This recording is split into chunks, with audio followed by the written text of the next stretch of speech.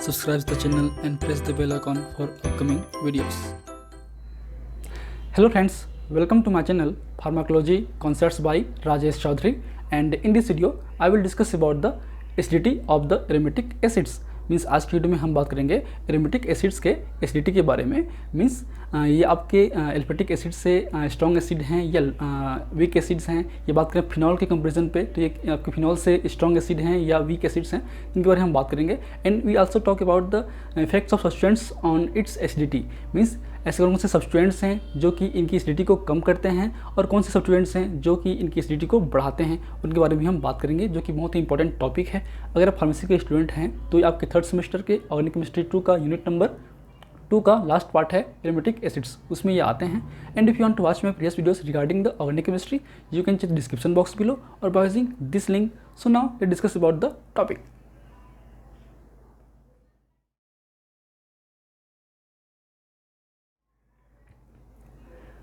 So acidity of the aromatic acids.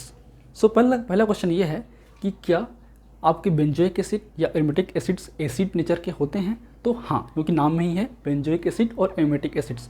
तो ये acid क्यों होते हैं? बिकॉज द बेंजोइक एसिड और aromatic acid release the hydrogen ion in their aqueous media और एक्वस सोल्यूशन। मीन्स ये जो आपके बेंजोइक एसिड हैं या एरोमेटिक एसिड्स हैं वो उनके एक्वस सोल्यूशन पे, एक्वस मीडिया पे जो हैं ये आयन रिलीज़ करते हैं और आपका एक तरीके से हाइड्रोनियम आयन जनरेट करते हैं। मीन्स जैसे हम जानते हैं कि those compound which release the hydronium ion in the aqueous media are known as the acid. तो ऐसे कंपाउंड्स जो कि एक्वस मीडिया पे, उनके एक्वस मीडिया पे हाइड्रोजन आयन रिलीज करते हैं, वैसे सब्सटेंस जो हैं एसिड होते हैं, इसलिए ये भी एसिड हैं। बट ये तो उसका एक मेन रीजन्स है एसिड होने का, लेकिन कितना प्रोपोर्शन, मतलब क्योंकि एक तरीके से रिवर्सिबल रिएक्शंस हो सकते हैं। क्योंकि अगर बात करें हम स्टेबिलिटी की तो जो जितना स्टेबल है ये आपका बेंजोइक एसिड है, ये आपका कॉन्जुगेटेड बेस है। आपका जो बेंजोएट आयन है या फिर कार्बोक्सिलेट आयन जिसको हम बोल सकते हैं, वो एक तरीके से कॉन्जुगेटेड बेस है। अगर एक्वस मीडिया पे, एक्वस सोल्यूशन पे कार्बोक्सिलेट आयन की स्टेबिलिटी हाई होगी तब वो उतनी अच्छी एसिड होगी। अगर आपका एरोमेटिक एसिड्स की स्टेबिलिटी हाई होगी तब वो उस फॉर्म में रहेगा, मतलब ये आयन रिलीज नहीं करेगा, तो वो एक तरीके से वो उतना अच्छा एसिड नहीं होगा। लेकिन ये जो है आपका जो बेंजोइक एसिड है या आपका जो एरोमेटिक एसिड्स हैं वो एक्वस मीडिया पे इजीली बेंजोइट आयन रिलीज़ कर देते हैं, क्योंकि बेंजोइट आयन जो हैं या कार्बोक्सिलेट आयन जो हैं आपके बेंजोइक एसिड का वो बहुत ही अच्छा स्टेबल होता है और उसकी वजह से जो है ये इजीली आपका एच आयन रिलीज़ कर देते हैं। इसलिए जो मेन आपका जो कंपोनेंट्स हैं वो क्या होगा, बेंजोइट आयन एंड H3O+, मतलब हाइड्रोनियम आयन। ठीक है, अब वो कैसे होता है, तो कैसे होता है उसको समझने के लिए हम उसके जो रेजोनेंस स्ट्रक्चर हैं उनको हम देखना पड़ेगा कि वो किस तरीके से रेजोनेंस स्ट्रक्चर फॉलो करते हैं और वो किस तरीके से एच आयन को रिलीज़ के लिए फेवर करते हैं। तो पहले बात करते हैं हम लोग स्ट्रक्चर नंबर 1 और 2 की। तो ये आपके बेसिकली जो आपके एरोमेटिक एसिड्स हैं या बेंजोइक एसिड्स के अंदर में जो रेजोनेंस हो रहा है उसकी बात कर रहा है, फर्स्ट और सेकेंड स्ट्रक्चर। तो यहाँ पे देखते हैं कि आपका जो COOH है इस तरीके से है, तो आपका ये इलेक्ट्रॉन जो है अपने और खींचेगा, ठीक है, क्योंकि ये हाईली इलेक्ट्रोनेगेटिव है तो अल्टीमेटली यहाँ पे माइनस आयन होगा और ये फेवरेट इलेक्ट्रॉन यहाँ पे शेयर करेगा, तो आपका यहाँ पे प्लस डबल बॉन्ड क्रिएट होगा। ठीक, तो अल्टीमेटली इस फॉर्मेशन से आप स्ट्रक्चर देख सकते हैं कि इस फॉर्म होने की वजह से जो है आपके इस जो ऑक्सीजन एटम है जो कि OH बॉन्ड से जुड़ा हुआ है वो उस ऑक्सीजन एटम पे पार्शली पॉजिटिव चार्ज आ गया है। तो पार्शली चार्ज आने की वजह से जो भी आपकी इलेक्ट्रॉन शेयरिंग है आपके H और O के बीच में वो क्या होगा, जो क्योंकि ये हाईली इलेक्ट्रोनेगेटिव है इसलिए जो भी आपका इलेक्ट्रॉन है वो, ठीक है, ऑक्सीजन एटम पे मूव करेगा और एच आयन को इजीली रिलीज कर देगा। इसलिए जो है आपका और आपका कार्बोक्सिलेट आयन फॉर्म होगा। इसलिए जो है एक तरीके से ये जो रिएक्शंस हैं वो आपके इधर कम होते हैं, इधर ज़्यादा होते हैं, मतलब ये हमेशा फॉरवर्ड डायरेक्शन की ओर होगा। Means benzoic acid always favour to the formation of carboxylate ion because this is the stable. ठीक है, अब इसको बात करें हम थ्योरी में लिखने के लिए तो कैसे लिखेंगे, due to the resonance in structure number 2 the oxygen atom of the OH bond is partially acquired partially positive ion, therefore the shared electron moves towards to the highly electronegative oxygen atom and thus H ion release easily and form a carboxylate ion. ठीक है, ये हो गया first. बात करें हम लोग third और फोर्थ की, तो इनमें देखिए, क्योंकि आपका जो कार्बोक्सिलेट आयन बनने की बात है, अब इसकी बात कर रहे हैं हम रेजोनेंस की, तो इस फॉर्म में जो है दोनों ही जो स्ट्रक्चर नंबर 3 और 4 है वो इक्विवेलेंट हैं, दोनों पे समान आपका रेजोनेंस हो सकता है, क्योंकि इसमें OH मॉलिक्यूल नहीं है, तो दोनों का जो रेजोनेंस है वो एक तरीके से इक्वली ही है। इसलिए जो है इस कंडीशन पे आपका जो हाइब्रिड स्ट्रक्चर है वो इस तरीके से होगा, इसलिए आपके हाईली स्टेबल होगा as compare to the aromatic acid. तो जिसकी रेजोनेंस स्टेबिलिटी हाई होगी वो उतना ही प्रेजेंस होगा, और वो अगर इसकी स्टेबिलिटी हाई है मतलब H आयन इजीली रिलीज करेगा और उसकी स्टेबिलिटी भी अच्छी होगी। अब इसको कैसे लिखना है, the resonance stability of the carboxylate ion is much more better than the aromatic acid resonance because the structure number 3 and 4 means resonance structure of the carboxylate ion is are equivalent. ठीक है, therefore the reactions towards to the forward formation of carboxylate ion. ठीक है, क्योंकि ये दोनों का जो आपका जो आयन की स्टेबिलिटी है या इक्विवेलेंट नेचर के होते हैं, इसलिए जो है ये स्टेबल होते हैं और ये इतना स्टेबल नहीं हो पाते हैं। स्टेबल होने की वजह से जो है आपके कार्बोक्सिलेट आयन का बनना प्रिफर्ड होगा आपके बेंजोइक एसिड के केस में, इसलिए जो है एक तरीके से ये बेहतर तरीके से आपका H आयन रिलीज कर सकते हैं। ठीक है, तो ये आपके बेसिक कॉन्सेप्ट्स हैं आपके एसिडिटी को लेकर बेंजोइक एसिड्स के। अब बात करते हैं ये जब ये एसिड है, जाहिर सी बात है इसका भी एक रिएक्शन काइनेटिक होगा। तो this is the reaction kinetic of this reaction, जिसमें हम K is equal to C6H5COO मतलब कार्बोक्सिलेट आयन और बेंजोइट आयन प्लस H+ या H3O+ हम दोनों लिख सकते हैं, एंड नीचे में क्या होगा C6H5COOH। तो ये आपका रिएक्शन काइनेटिक है जिसको हम बोलते हैं एसिड डिसोसिएशन कांस्टेंट। अब ये एसिड डिसोसिएशन कांस्टेंट का मतलब ये है कि कितना प्रोपोर्शन में आयनाइज्ड हो रहा है। तो जो कंपाउंड्स हाईली आयनाइज्ड होंगे एक्वस मीडिया पे वो एक तरीके से अच्छी एसिड होती हैं, मतलब K is directly proportional to the formation of H+ ion and that may cause the acidity. तो अल्टीमेटली K जितना अधिक होगा उतनी ही उसकी एसिडिटी अच्छी होगी, जितने लार्ज प्रोपोर्शन पे H आयन प्लस बनेगा या H2O+ बनेगा उतनी उसकी एसिडिटी अच्छी होगी। अब बात करें इसके अपोजिट, एक वैल्यू Pk, तो Pk इज इक्वल टू होता है माइनस लॉग Ka। तो Pk एक तरीके से एसिडिटी के अपोजिट होते हैं, मतलब Pk वैल्यू जितना लोअर होगा उतनी उसकी एसिडिटी अच्छी होगी। अब बात करते हैं डिपेंड ऑन द एसिडिटी। तो first is the stability of the carboxylate और रिस्पेक्टिव आयन। तो कार्बोक्सिलेट आयन की या जो भी आयन्स बन रहे हैं, चाहे फिनॉल केस में इथॉक्साइड आयन हो या आपके इथॉक्साइड आयन हो या फिर एस्टेट आयन हो या फिर कार्बोक्सिलेट आयन हो, तो इन आयन की स्टेबिलिटी जितनी अच्छी होगी उतनी वो अच्छी एसिड होगी। ठीक है, सेकेंड है strength of the negative charge at COO। तो जो भी रिस्पेक्टिव आयन्स होंगे तो इस पोर्शन पे जो नेगेटिव चार्ज की स्ट्रेंथन है वो जितना कम होगा वो उतना अच्छी एसिड होगी, और जितना स्ट्रेंथ हाई होगा तो हाई होने की वजह से जो है वो H+ को रिलीज कम करेंगे, नहीं कर पाएंगे, इसलिए उनकी एसिडिटी भी कम होती है। मतलब स्ट्रेंथ बढ़ेगा उस आयन नेगेटिव चार्ज की तो उसकी एसिडिटी भी कम होगी। तो उस बेस पे जो है बेसिकली जो रेशियो या आपके जो ऑर्डर है एसिडिटी के वो होते हैं benzoic acid more than acetic acid more than phenol more than alcohol. तो अल्कोहल सबसे लिस्ट एसिड है और बेंजोइक एसिड जो है वो सबसे हाई एसिडिक है। बात करें इसकी Pka की, तो Pka जितना कम होगा उतनी उसकी अच्छी एसिडिटी होगी। तो Pka आपका C6H5COH मतलब बेंजोइक एसिड का होता है 4.2, आपके C3COH का होता है 4.75, आपके C6H5OH का होता है 10 और आपके RH का होता है 7। तो अब बात करते हैं इनके किस तरीके से ये ऑर्डर बना हुआ है। तो बात करते हैं हम लोग पहले benzoic acid compare to the acetic acid. जाहिर सी बात है बेंजोइक एसिड में जो आपका बेंजीन रिंग है उसमें रेजोनेंस होती है। एक चीज़ और ध्यान दीजिए, यहाँ के जो रेजोनेंस का जो इलेक्ट्रॉन है वो आपकी बेंजीन रिंग पे पार्टिसिपेट नहीं करेगा। ठीक है, यहाँ पे नहीं करता है, बाकी फिनॉल्स पे करते हैं, यहाँ पे नहीं करते हैं। तो यहाँ पे जो है आपका बेंजीन रिंग खुद स्टेबल है, वो एरोमेटिसिटी होती है, उनमें रेजोनेंस होती हैं, तो इलेक्ट्रॉन जो क्लाउड है वो मूव नहीं करता आपके ऑक्सीलेट आयन की। तो अल्टीमेटली बात करें हम लोग एसिटिक एसिड की, तो एसिटिक एसिड में ये आपका C3 ग्रुप है, वो एक तरीके से इलेक्ट्रॉन रिलीजिंग ग्रुप है, डोनेटिंग ग्रुप है, प्लस आई इफेक्ट शो करता है। तो इसकी वजह से जो है आपकी स्ट्रेंथन है आपके कार्बोक्सिलेट आयन की नेगेटिव चार्ज की वो बढ़ जाएगी। तो बढ़ने की वजह से एसिडिटी जो है कम हो जाएगी respective to the benzoic acid. इसलिए जो है एसिटिक एसिड थोड़ा सा लोअर एसिडिक होता है आपके बेंजोइक एसिड के कंपेरिजन पे। बात करते हैं हम लोग फिनॉल की, तो बात करें हम लोग फिनॉल वर्सेस बेंजोइक एसिड। तो इसके केस में क्या होता है, आपका जो फिनॉक्साइड आयन है, क्योंकि इसमें क्या बनेगा आपका C6H5O। तो इसमें एक तरीके से आपके जो ऑक्साइड आयन हैं उनमें रेजोनेंस नहीं होता, लेकिन आपके जो कार्बोक्सिलेट आयन हैं इसमें रेजोनेंस हो सकता है, इसलिए इसकी जो स्टेबिलिटी है वो हाई होगी आपके रिस्पेक्टिव आयंस की, मतलब कार्बोक्सिलेट आयन की स्टेबिलिटी जो है आपके फिनॉक्साइड आयन से अच्छी होती है क्योंकि इनमें रेजोनेंस होती हैं, ठीक है। और सेकंड जो है आपके ये जो इलेक्ट्रॉन का मूवमेंट है वो पार्टिसिपेट कर सकता है, इसलिए एक तरीके से इनकी एसिडिटी जो है कम होती है in respect to the benzoic acid, क्योंकि इसमें आपके फिनॉक्साइड आयन में रेजोनेंस नहीं होती हैं, उनमें स्टेबिलिटी नहीं होती है, बट आपके कार्बोक्सिलेट आयन में रेजोनेंस होती हैं तो उसमें स्टेबिलिटी भी अच्छी होती है। तो जो जितना स्टेबल होगा वो उतना ही अच्छी एसिड होगी, इसलिए आपका benzoic acid is much more acidic than the phenol. बात करें अल्कोहल और फिनॉल के केस में तो ऑलरेडी हम बात कर चुके हैं, क्योंकि इसमें आपका सेम इलेक्ट्रॉन काउंट का मूवमेंट इस तरफ होगा, इस तरफ होने की वजह से जो है उनके स्ट्रेंथन बढ़ेगी, स्ट्रेंथन बढ़ने की वजह से जो है उनकी एसिडिटी कम हो जाएगी। तो ये आपके बेसिक ऑर्डर्स हैं, ठीक है। तो ये आप बहुत इंपॉर्टेंट है, इसको नोट कर लीजिए।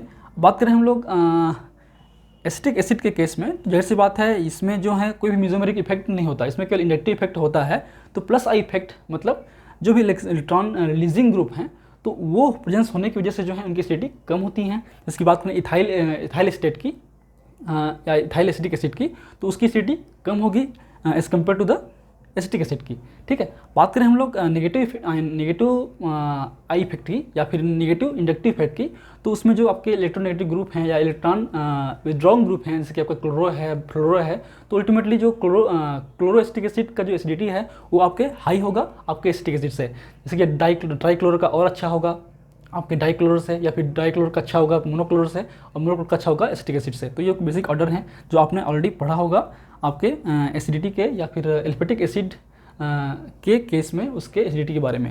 अब बात करते हैं इफेक्ट ऑफ सब्स्टिट्यूएंट्स की। अगर इसमें कुछ एडिशनल ग्रुप जुड़ा तो उसमें क्या डिफरेंस होंगे, क्या उनकी एसिडिटी कम होगी या बढ़ेगी, तो उसको नोट करने के लिए आप स्क्रीनशॉट लीजिए। फिर हम बात करते हैं नेक्स्ट आपका है effect of substituents of the acidity on benzoic acid ring. Okay, चलिए हो गया, ठीक। तो बात करें तो बेसिकली सब्स्टिट्यूएंट्स होते हैं दो टाइप के, एक होते हैं इलेक्ट्रॉन रिलीजिंग ग्रुप, एक होते हैं इलेक्ट्रॉन विड्रॉइंग ग्रुप। मतलब इलेक्ट्रॉन डोनेटिंग ग्रुप ऐसे ग्रुप जो कि इलेक्ट्रॉन को प्रोवाइड करते हैं, आपके देते हैं किसको, आपके बेंजोइक एसिड रिंग को। तो अल्टीमेटली ये जो है आपके CH3 हो सकते हैं, OH हो सकते हैं, NH2 हो सकते हैं और NHR भी हो सकते हैं, अगर ये आपके इस पे बाइंड अप हुए तो, ठीक है। तो वो एक तरीके से एसिडिटी को कम करेंगे जनरली, ठीक है, क्योंकि इसमें आपकी पोजीशन भी डिपेंड करता है, आर्थो पे है, पैरा पे है, मेटा पे है। तो जनरली बात करें पैरा पोजीशन पे, तो पैरा पोजीशन पे अगर बाइंड अप हुआ है तो एक तरीके से एसिडिटी जो कम होगी। अब कम क्यों होगी, क्योंकि these are the electron donating group और रिलीजिंग ग्रुप, दे डोनेट और दे प्रोवाइड द इलेक्ट्रॉन और intensify the electron cloud in the carboxylate ion and destabilize the carboxylate ion stability। मतलब ये है कि क्योंकि ये इलेक्ट्रॉन रिलीजिंग ग्रुप जो हैं आपके इलेक्ट्रॉन डोनेट करेंगे आपके इस बेंजोइक एसिड को इलेक्ट्रॉन डोनेट करने की वजह से जो आपके इलेक्ट्रॉन डेंसिटी है आपके कार्बोक्सिलेट आयन की या स्ट्रेंथन है आपके कार्बोक्सिलेट आयन की, वो इंटेंसिफाई होगा, वो बढ़ेगा। बढ़ने की वजह से जो है वो एक तरीके से डिस्टेबलाइज करेंगे कार्बोक्सिलेट आयन की स्टेबिलिटी को, ठीक है। कार्बोक्सिलेट आयन की स्टेबिलिटी को डिस्टेबलाइज करेंगे और एरोमेटिक एसिड की स्टेबिलिटी को बढ़ाएंगे। तो अगर कार्बोक्सिलेट आयन की स्टेबिलिटी कम होगी तो वो जो है कार्बोक्सिलेट आयन अच्छे से नहीं बन पाएगा, मतलब H आयन वो रिलीज नहीं कर पाएगा, और H आयन रिलीज नहीं कर पाएगा मतलब एक तरीके से वो बेंजोइक एसिड से कंपेयर पे उसकी एसिडिटी जो है कम होती जाएगी, ठीक है। पैरा पोजीशन पे आर्थोमेटा की बात हम नहीं कर रहे हैं, हम बात कर रहे हैं पैरा की, क्योंकि आर्थोमेटा पैरा के केस में थोड़ा सा डिफरेंट हो जाते हैं कॉन्सेप्चुअल, हम उसको भी बात करेंगे। क्योंकि बात करें इलेक्ट्रॉन रिलीजिंग या डोनेटिंग ग्रुप पे, तो उस पर जो है आपके एरोमेटिक रिंग की वजह से जो है इसमें आपके इंडक्टिव इफेक्ट भी होगा और मेसोमेरिक इफेक्ट भी होगा। तो इंडक्टिव इफेक्ट मेसोमेरिक इफेक्ट में थोड़ा सा कॉन्सेप्चुअल अलग होता है, इसलिए हम उसको भी बात करेंगे आगे। पहले हम देखते हैं जनरल कॉन्सेप्ट आपके पैरा के केस में, ठीक है। अब आते हैं electron withdrawing group. Electron withdrawing group मतलब क्या होता है, ऐसे मॉलिक्यूल्स या ऐसे एलिमेंट्स या ऐसे सब्स्टिट्यूएंट्स जो कि इलेक्ट्रॉन को अपनी ओर खींचेंगे। They withdraw the electron from the benzoic acid. अब इलेक्ट्रॉन को अपनी ओर खींचेंगे, विड्रॉ करेंगे, इसका मतलब क्या होगा, ये इलेक्ट्रॉन की डेंसिटी को या इलेक्ट्रॉन की जो स्ट्रेंथन है आपके कार्बोक्सिलेट आयन की उसको कम करेंगे। कम करने की वजह से जो कार्बोक्सिलेट आयन की स्टेबिलिटी है वो बढ़ जाएगी, means they increase the stability of carboxylate ion, ठीक है, and enhance the stability. Therefore क्या होगा, they increase the acidity of the benzoic acid. तो ऐसे कंपाउंड्स जैसे कि बात करें नाइट्रो की, CHO है, COH है या CN है, तो इन ये ग्रुप जो अगर प्रेजेंस होंगे आपके बेंजोइक एसिड पे तो वो उनकी जो एसिडिटी है वो बढ़ जाएगी। तो ये बेसिक आपके इफेक्टिव सब्स्टिट्यूएंट्स हैं। अब इसमें जो है बेसिकली आपके 3 टाइप के इफेक्ट हो सकते हैं। एक होता है इंडक्टिव इफेक्ट, एक होता है मेसोमेरी इफेक्ट और एक होता है मिक्स्ड इफेक्ट। तो उसके भी इफेक्ट पे क्या उसके फर्क पड़ेगा वो भी हम देखते हैं, और आपकी जो पोजीशन है, ortho position, Meta position, para position पे क्या उनके इफेक्ट पड़ेगा उसको भी हम 1 बाय 1 बात कर लेते हैं, ताकि आपकी जो कॉन्सेप्ट है वो और क्लियर हो जाए। तो इसको नोट करने के लिए स्क्रीनशॉट ले लीजिए, फिर हम बात करते हैं हर एक इफेक्ट के बारे में। ठीक है, चलिए हो गया, ओके। अब बात करते हैं हम लोग फर्स्ट की, वो है आपका पॉजिटिव आई effect, means positive inductive effect, जिसमें ग्रुप है आपके मिथाइल ग्रुप, इथाइल ग्रुप वगैरह। तो ये एक तरीके से इलेक्ट्रॉन रिलीजिंग ग्रुप है, और इलेक्ट्रॉन रिलीजिंग ग्रुप जो है एसिडिटी को कम करते हैं। ये हमको ऑलरेडी बात कर चुके हैं। क्यों कम करते हैं? Because they intensify the electron density at the carboxylate ion and destabilise the carboxylate ion stability. तो अल्टीमेटली ये कार्बोक्सिलेट आयन की स्टेबिलिटी को कम करेंगे। स्टेबिलिटी कम होगी तो उसकी एसिडिटी भी कम होगी। इसलिए benzoic acid much more acidic than the meta and orthotoluic acid और meta ortho methyl benzoic acid. ठीक है, आर्थो की बात नहीं कर रहे हैं। आर्थो के केस में जो है, आर्थो के पोजीशन पे चाहे वो आपके इलेक्ट्रॉन रिलीजिंग ग्रुप हो या विथड्रॉइंग ग्रुप हो, दोनों के केस पे एक तरीके से आपकी एसिडिटी हमेशा हाई होगी बेंजोइक एसिड्स के। ये आप हमेशा याद रखिए कि आर्थो पोजीशन पे जो भी सब्स्टिट्यूएंट्स होंगे, चाहे वो इलेक्ट्रॉन विथड्रॉ ग्रुप हो या इलेक्ट्रॉन रिलीजिंग ग्रुप हो, इलेक्ट्रॉन विथड्रॉ ग्रुप हो तो एसिडिटी को बढ़ाएगा ही, मतलब उसकी एसिडिटी को बढ़ाएगा ही। लेकिन अगर वो इलेक्ट्रॉन रिलीजिंग ग्रुप भी क्यों ना हो तो भी उसकी स्टेबिलिटी को बढ़ाएगा या फिर उसकी एसिडिटी को बढ़ाएगा। क्यों बढ़ाएगा? क्योंकि इसको हम अगर स्ट्रक्चर को थोड़ा क्लैरिफाई करें तो एक तरीके से इसमें आपका,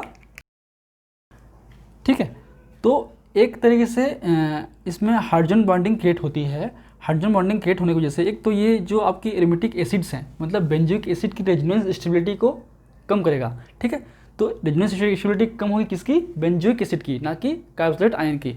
तो एरोमेटिक एसिड की रेजोनेंस स्टेबिलिटी कम होने की वजह से जो है ये एक तरीके से हाइड्रोजन बॉन्ड क्रिएट करेगा। हाइड्रोजन बॉन्ड क्रिएट करने की वजह से जो कार्बोक्सिलेट आयन की स्टेबिलिटी है वो बढ़ा देगा।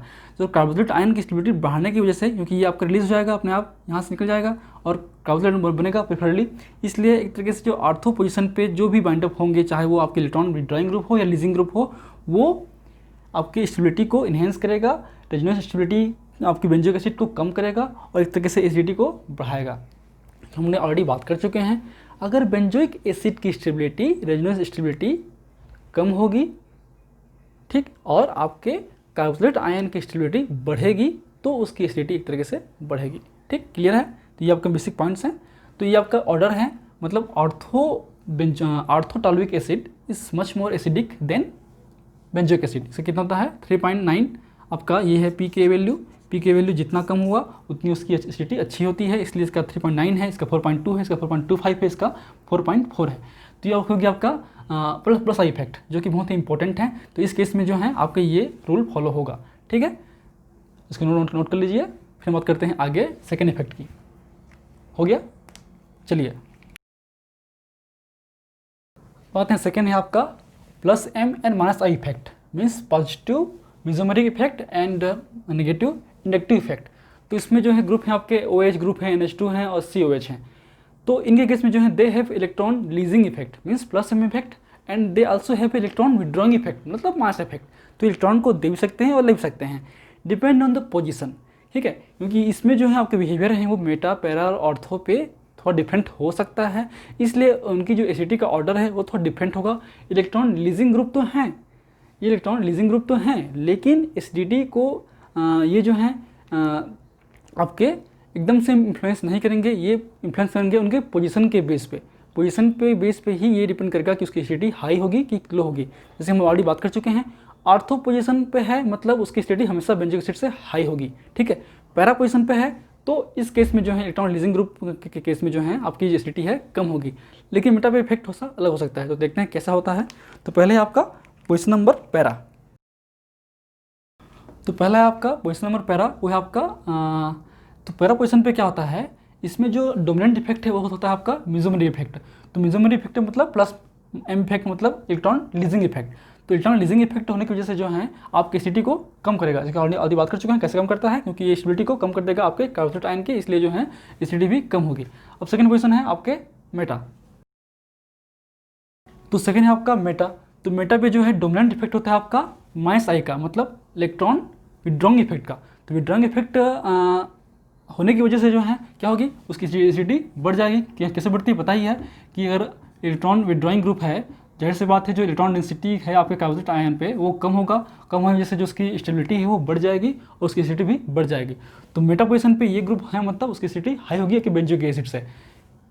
पैरा पे है तो कम होगी, आर्थो है तो हमेशा ऑलवेज ही होगी, क्योंकि आर्थो इफेक्ट की हम बात कर चुके हैं कि वो आर्थो पोजीशन पे होने की वजह से जो है स्टेरिक हिंड्रेंस प्रोवाइड करता है। स्टेरिक हिंड्रेंस प्रोवाइड करने की वजह से जो रेजोनेंस स्टेबिलिटी है आपके कार्बोक्सिलिक एसिड की या फिर बेंजोइक एसिड की वो कम हो जाती है और कार्बोक्सिलेट आयन की स्टेबिलिटी बढ़ जाती है, इसलिए उसकी एसिडिटी हमेशा बढ़ेगी।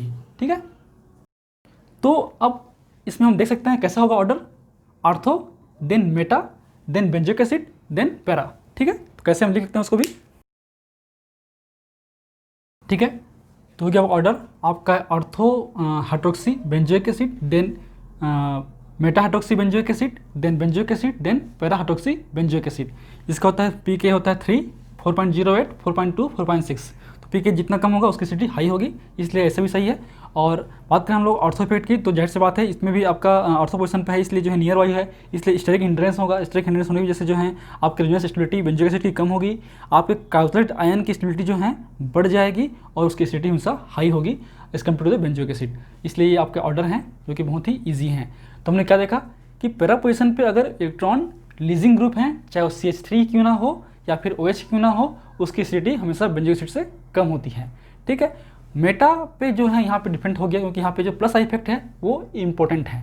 लेकिन बात करें मिथाइल ग्रुप की, तो मिथाइल ग्रुप होने की वजह से जो है उनमें लीजिंग ग्रुप बढ़ जाती है।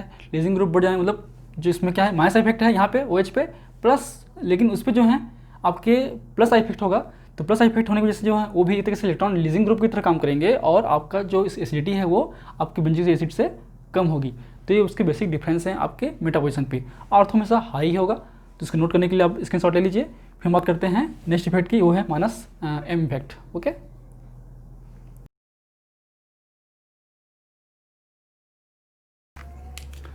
अब नेक्स्ट है आपका minus M and minus I effect. Means group है आपका नाइट्रो, आपका कार्बोक्सिलिक एसिड है, साइनो है, आपका CHO एल्डिहाइड ग्रुप है, and they having a electron withdrawing effect. तो चाहे हम माइनस आई की बात करें, मतलब आपके नेगेटिव इंडक्टिव इफेक्ट की बात करें या फिर पॉजिटिव नेगेटिव मेसोमेरिक की बात करें, दोनों केस में इलेक्ट्रॉन विड्रॉइंग ग्रुप ही होंगे। तो अल्टीमेटली इसमें पोजीशन पे डिपेंड करते हैं। पैरा पोजीशन पे जो है इसमें माइनस एम इफेक्ट और माइनस आई इफेक्ट दोनों काम करेंगे। मीन्स ये अच्छे तरीके से इलेक्ट्रॉन क्लाउड की डेंसिटी को कम करेंगे, विड्रॉ करेंगे। कम करने की वजह से जो उनकी स्टेबिलिटी है वो बढ़ जाएगी और उनकी स्टेबिलिटी भी बढ़ जाएगी, मतलब दे मोर स्टेबलाइज द कार्बोक्सिलेट आयन। ठीक है, बात करें हम लोग मेटा इफेक्ट की, तो मेटा पे जो है आपके माइनस एम इफेक्ट मतलब माइनस मेसोमेरी इफेक्ट ही काम करेगा डोमिनेंटली। तो उसमें जो है एसिडिटी बढ़ेगी, लेकिन as compare to the para थोड़ी सी कम बढ़ेगी, क्योंकि ये उतनी तरीके से अच्छी तरीके से स्टेबलाइज कम करेगा। Means they may cause the laser stabilization effect of the carboxylate ion as compare to the para, लेकिन बेंजोइक एसिड के केस में से हाई ही होगी।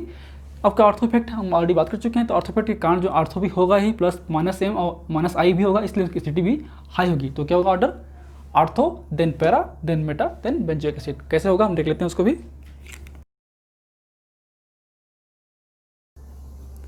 ठीक है, तो ये ऑर्डर हो गया, ये आपका थैलिक एसिड या ठीक है, थैलिक एसिड क्या होता है आपका 2.7 होता है। आपका पैरा पोजीशन पे है, पैरा पे आपका 3.5 होगा, मेटा पे 3.7 होगा और आपका बेंजोइक पे 4.2 होगा। तो जितना तक कम होगा पीके का वैल्यू है, तो उतना ही वो आपका स्ट्रॉन्ग एसिडिक होगा। इसलिए आपका ये जो ऑर्थो या फिर थैलिक एसिड है वो आपके क्या होंगे, हाईली एसिडिक नेचर के होंगे। तो ये हो गया डिफरेंट आपके कंडीशंस आपके पोजीशन के और आपके प्लस आई माइनस आई, आपके प्लस एम माइनस एम के इफेक्ट्स। अब ओवरऑल बात करते हैं कंक्लूजन की, आपको याद रखने में ईजी होगा कंक्लूजन। अब आते हैं हम लोग कंक्लूजन पे, तो कैसे हम उसको याद रख सकते हैं। ठीक है, तो पहला पॉइंट ये है आपका ऑर्थो पोजीशन पे। ठीक है, तो ऑर्थो पोजीशन पे जो है चाहे वो इलेक्ट्रॉन लीजिंग हो या विड्रॉइंग हो, हमेशा उसकी एसिडिटी हमेशा हाई होगी। मीन्स इसकी किसके केस में जो है ऑर्थो पोजीशन की एसिडिटी जो है हमेशा बेंजोइक एसिड से हाई होगी, ठीक है, चाहे वो इलेक्ट्रॉन विड्रॉइंग हो या फिर इलेक्ट्रॉन लीजिंग हो, उससे मतलब नहीं है। सेकेंड आते हैं पैरा पे।